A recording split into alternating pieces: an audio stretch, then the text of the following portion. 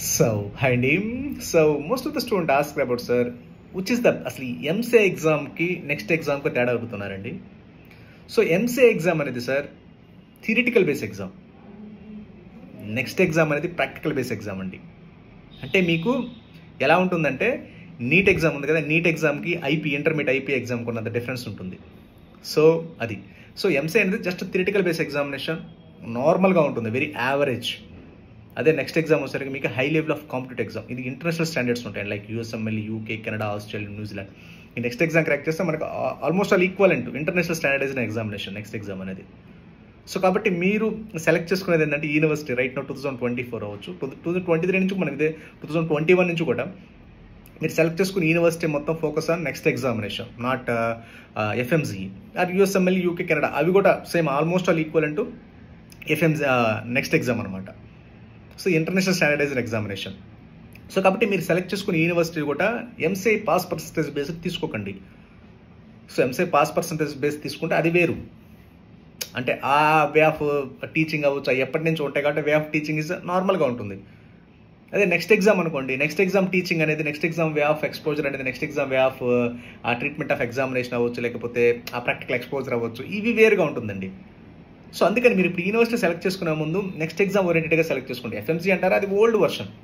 అందుకని నేను చెప్పేది ఈవీ అనేది మీకు ఎస్పెషల్లీ ఇంటర్నేషనల్ లెవెల్లో సరే మీరు ఈ ఇంటర్నేషనల్, ఇప్పుడు ఏదైనా ఒక యూనివర్సిటీ సెలెక్ట్ చేసుకునే ముందు మనకి నెక్స్ట్ ఎగ్జామ్ అన్నప్పుడు ఏంటంటే ఇది నెక్స్ట్ ఎగ్జామ్ అవ్వచ్చు, యూఎస్ఎంఎల్ అవ్వచ్చు, యూకే అవ్వచ్చు, కెనడా అవ్వచ్చు, ఇవన్నీ ఇంటర్నేషనలైజ్డ్ ఎగ్జామ్స్ కాబట్టి మనం కూడా at least international medical university like మారడోవియా నేషనల్ రీసెర్చ్, అంటే నేషనల్ అనేది ఇంటర్నేషనల్, అంటే కంట్రీ వైడ్ రిప్రజెంటేషన్ చేస్తుంది. ఫారెస్ట్ ఫెడరల్ యూనివర్సిటీ ఒకటి,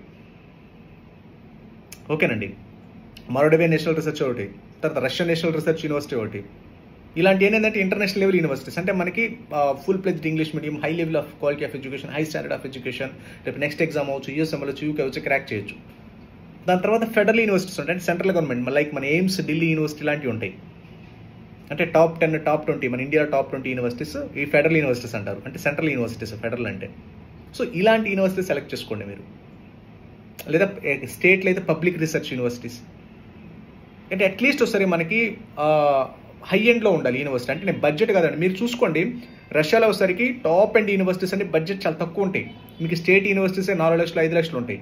అదే ఫెడరల్ యూనివర్సిటీస్ అవ్వచ్చు, నేషనల్ రీసెర్చ్ యూనివర్సిటీస్ అయితే చాలా చాలా తక్కువ బడ్జెట్, కాదు లిమిటెడ్ అడ్మిషన్స్ ఉంటాయి. అక్కడ వచ్చిన ప్రాబ్లం అది.